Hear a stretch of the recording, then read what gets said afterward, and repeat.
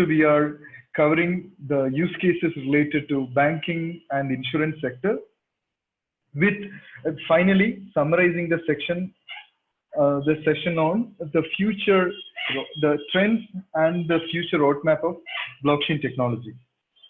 Okay, I will share the collection of my presentations on blockchain technology at the end of this program. It covers a lot of topics like blockchain security, scalability, privacy, and blockchain convergence. So many topics are being covered in my presentation. But today I have tried to get back to the basics of blockchain for the interest of everyone in this session. And that's the reason I have taken a few reference presentations from SlideShare and elsewhere, so that I don't need to reinvent the wheel. If there are very good materials available on basics, why should we spend time on reinventing the same material? So that's why I've referred some materials from 101 Blockchains, which is one of the premier blockchain education organizations worldwide. Likewise, there are a few organizations worldwide who are in the blockchain education space, like Blockchain Education Network, Blockchain Education Council, because this technology has become so widespread, so popular, and has inspired imagination of technologists and technology enthusiasts worldwide.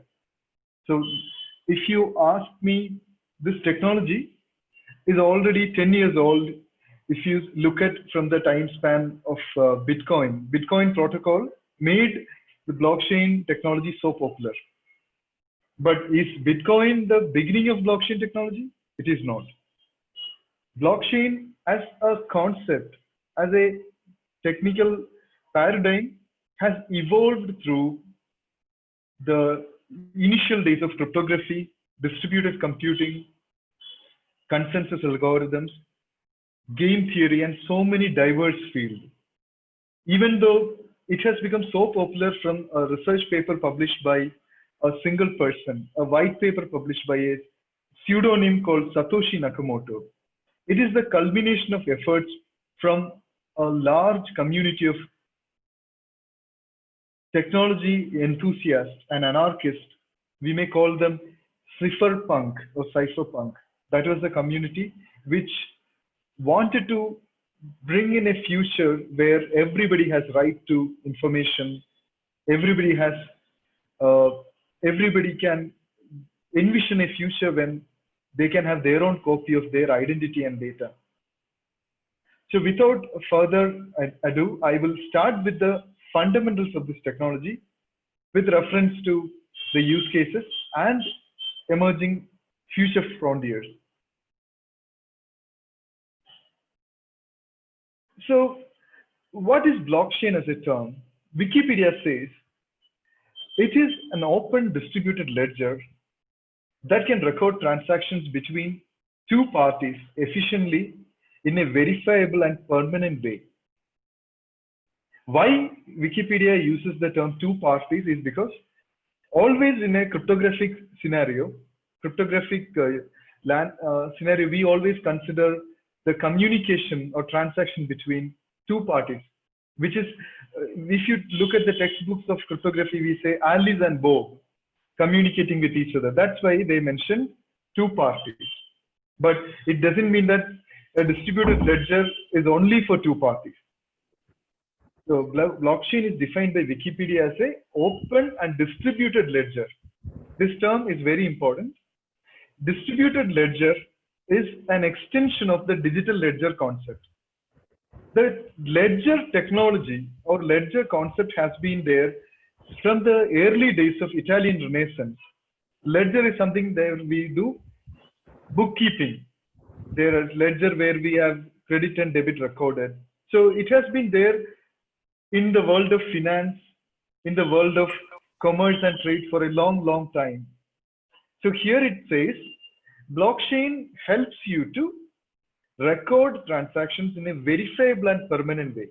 Verifiability is very important. Verifiability in a data structure is very, very important when we look at financial transactions. when we look at a normal data structure, like you are doing a search on Google, you're seeing a search result. Is it verified result? There is no verifiability when you see the data in a Google search or when you see in any other search engines for that matter. But here, instead of representing data, fetching that data from a database and displaying it as it is, this data is verified and recorded in a permanent way. The extent to which it is permanent depends on the kind of algorithm, kind of scale and security available in blockchain, which we will touch upon in the coming slides and topics. So this ledger is supposed to be open. This is supposed to be distributed. The term distributed is very relevant when we think in terms of distributed computing. And then there is another term called P2P. P2P here means peer-to-peer. Peer-to-peer network is a concept which became popular when internet technology scaled up. Peer-to-peer technology is different from the prominent or the mainstream client-server architecture, right? In a client-server architecture, you have a main server into which clients are connected. That's the traditional way of communication in an internet. But peer-to-peer systems, like when we see about GNU-Tella or you see about BitTorrent or a lot of file sharing platforms, they are all peer-to-peer. So these properties are fundamental properties of a blockchain technology. Now we are seeing some of the life cycle of blockchain technology. What happens first? First, the user requests for a transaction. A block representing the transaction is created as a next step. Then the block is broadcasted to all the nodes in the network. Afterwards, all the nodes validate the block in a transaction. The block is then finally added to the chain. Transaction gets verified and executed. So we have to understand transactions are something recorded on a blockchain. So a blockchain is something where chain of blocks exist. So now we need to understand what is the term block. Block is something very much connected to the concept of a unit of memory in computer science. Perhaps it is something inherited from the telecommunication network concept. Block is a term which has so much of history when you look at computer networks and telecommunication networks. That's why the term block is used in computer science parlance for a lot of things. So here, user requests for a transaction in a network, and then that transaction is, so a block is representing the transaction. That's what happens. So we will see how the transaction is recorded in a block in detail in other coming slides. Once the transaction is created, the block is broadcast to all the nodes in the network. So this is important. Broadcasting of block to the members in a network. So what broadcast, we all know broadcasting is something like sharing the content to a network. Same concept is used here. So this is a network of nodes where a particular piece of record of memory is broadcast, shared to everyone. And then as we see here, every node connected to the network in a peer-to-peer manner validate the block and transaction. Once they validate, the block is added to the chain, and then the transaction is verified and executed using cryptography. This is what happens in a block. So the benefits of a blockchain. Now we are seeing everything from a very, I would say, summary manner. We are not getting into the finer details. We can get to the finer details as we progress in the slide. So now let us see what are the benefits of blockchain. Here, we can do a faster settlement of transactions because this is broadcast to every member in the network. Instead of the transaction going through a single centralized server and then the server sharing it to everybody, here we are reducing the number of steps and intermediaries, and hence it is a faster settlement. Then the second aspect is immutability of transactions and records. Once the transaction is written into the blockchain, it may not be same for all the type of blockchains. So this is something we have to understand. There could be different ways in which blockchain be implemented in a particular network. So based on that, the time for immutability, the type of immutability may vary. But once it is written into a blockchain ledger, it cannot be undone or deleted. And then the third attribute is it's a sharing economy, right? So it's a shared and distributed ledger. So it is a single source of truth for people and systems and machines connected to the network. So it creates a sharing economy whereby which you are able to reach a commitment or an agreement in a faster way and in a distributed and democratic way. And this is decentralized. There is no dependency on a centralized server. And then there is no censorship from a centralized authority. And then as a result of it, it creates an open-ended transaction system. And it is very secure. It is secure by using state-of-the-art cryptography. It is more capable than the traditional network where we have so many limitations in sharing and the visibility and transparency of the data.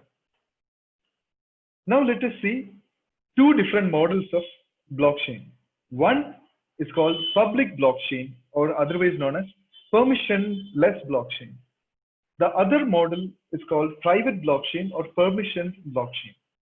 Each of them have their own benefits, use cases, and purposes.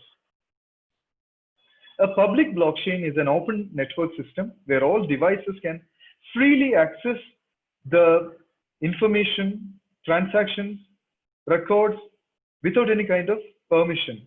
The ledger is shared and transparent. Anybody can join and leave the network based on their wish and will. Whereas in a private blockchain, user has to be permitted by the blockchain authority or consortium or the leader before he or she can access the network. Users might join only if they get an invitation or an approval. This clearly means that in certain use cases, a private blockchain will be more beneficiary. Maybe for a corporate repository or a treasury or a specific corporate use case or an enterprise use case, we can look at a private blockchain where we have to maintain the confidentiality of the transactions. But a public blockchain is useful when we are building a marketplace, like an e-commerce marketplace, data marketplace, a public service system, or a public trade finance system, depending on different kind of socio-economic use cases. Another use case. Now let us look at the how a blockchain system is different from the centralized system. This diagram is very, very important, and this diagram has been in the world of blockchain from the beginning of this concept. Centralized network is depicted with a central node where all the nodes are connected with a single authority.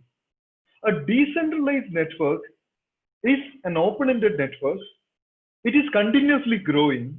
There is no single authority server to control the node, and they all have their own individual identity. Whereas a distributed network is independent and interconnected with each other. So a public blockchain could be considered as a decentralized network which continuously evolves. New nodes join, new nodes leave, existing nodes leave, and then the network grows. It's a self-sovereign, or we would say a network with a lot of emergent properties. But when you look at a distributed network, it is slightly different. The network growth may be limited at a certain point of time and audited. So, I was telling about the difference between distributed network and decentralized network. So a permissionless blockchain could be considered as a decentralized network where it evolves. So there could be active node and passive node, and then the passive nodes may not be connected with each other. They may keep their own connection. So this is quite active. If you look at BitTorrent protocol, there are seed and leeches. That is an example for a decentralized network where leeches may be connected only to the seed, and then seeds are the thing who share the seeds are the nodes which will be connected to each other and which do communication. In the case of a distributed network, every node has to be connected with each other, even though their role could be different. Now let's understand some of the important terms related to blockchain. I will highlight some of the very important terms. One of the very important terms we should know is Bitcoin, which is the first cryptocurrency that came into existence in 2009, which is invented by Satoshi Nakamoto. It is a digital currency. It is more than a digital currency. It is not the first digital currency. It is perhaps but first cryptocurrency which became worldwide popular. It doesn't require a centralized authority to work. Another important term we should remember is DApp. DApp is the term representing decentralized applications that run without the control of a central authority, and this decentralized app runs in a blockchain network. So a decentralized application is always connected to a blockchain network, and it will always do transactions and information sharing through a blockchain network. After Bitcoin, the most prominent blockchain is known as Ethereum, and the currency of Ethereum is known as Ether. Fiat is another term you will see quite familiar across blockchain. Fiat is the term representing government-controlled currency. Another important term is mainnet. Mainnet is the term representing the production environment where a blockchain product runs. And another interesting term we should know is ICO. ICO stands for Initial Coin Offering. It's a way by which a blockchain-based, cryptocurrency-based company raises cryptocurrency by selling its token. It is really connected to the concept of token. So token is a concept where we divide asset stored on a blockchain and present it to the community. It's called token. Token is a unit of an asset. Another important term here is DAO, Decentralized Autonomous Organization. It's an organization running on a blockchain network, a permissionless or a public blockchain network. Generally, the organizations running on private blockchains are called consortiums. Altcoin is another term which represents all the cryptocurrencies other than Bitcoin.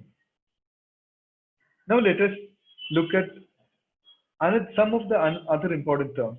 51% attack is an attack on a blockchain network.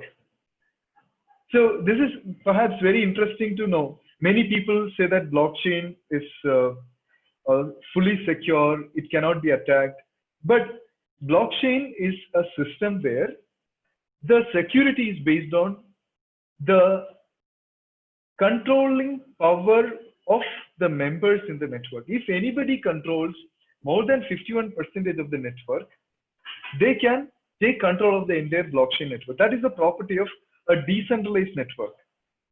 So there are a few attacks like this which can happen if a particular stakeholder, a particular member in the blockchain network take complete control.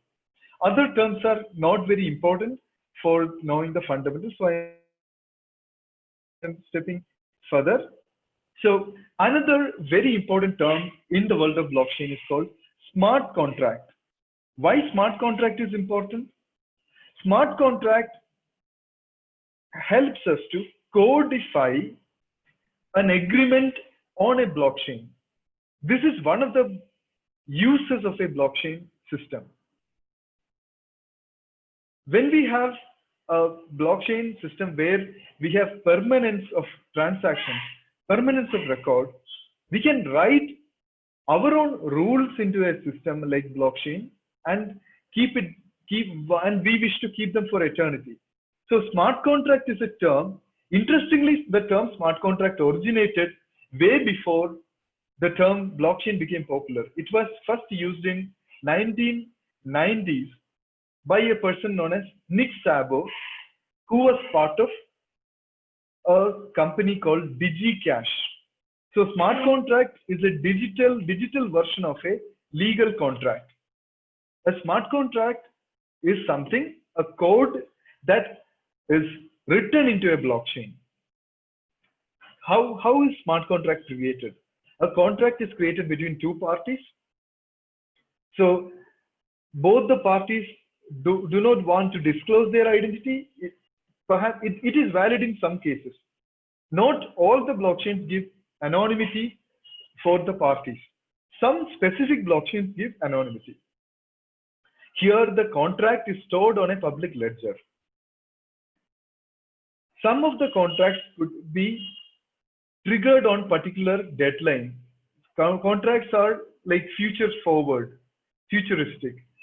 So the contract is self-executed as per the written instructions. Contract could be used by regulators to audit all the transactions that is written into the blockchain ledger.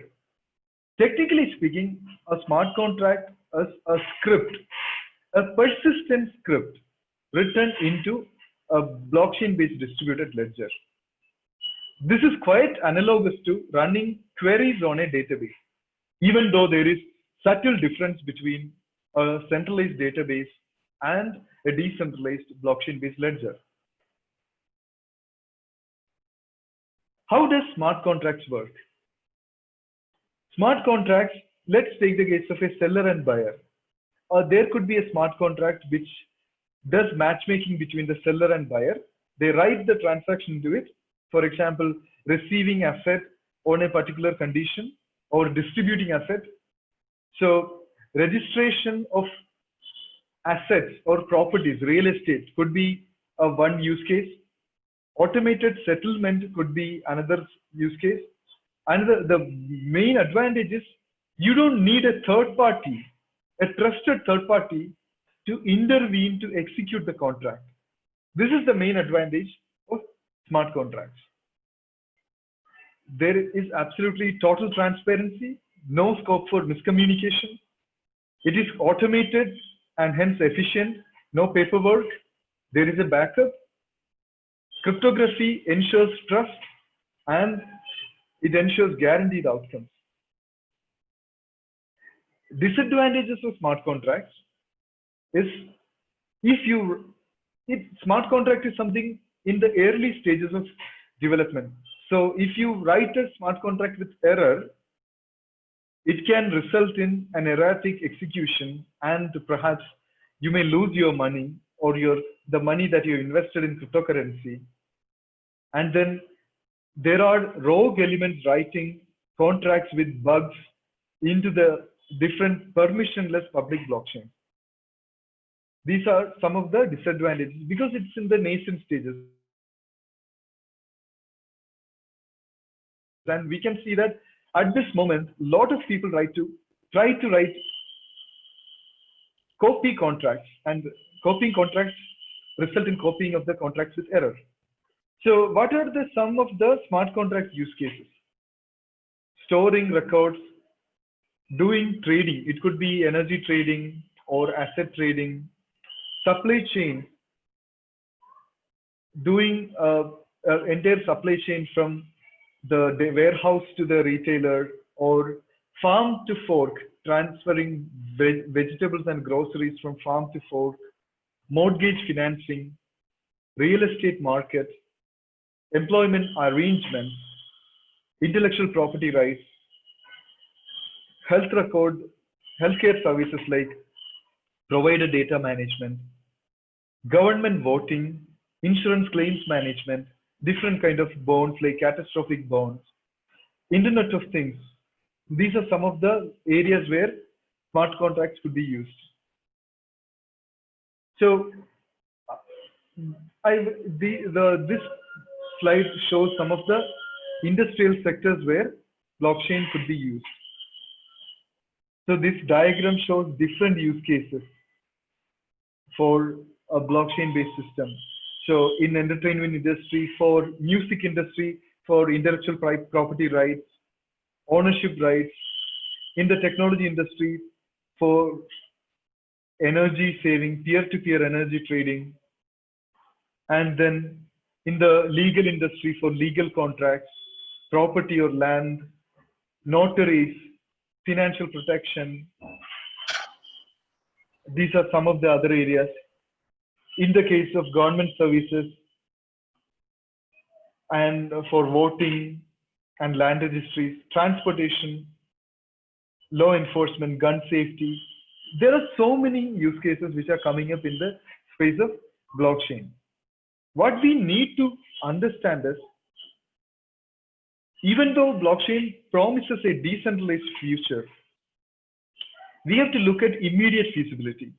If there are multiple parties sharing data, if there is a genuine trust issue, if there is a genuine data sharing issue, if there are isolations, fragments in your ecosystem, these are the occasions when people try to use blockchain in a successful manner.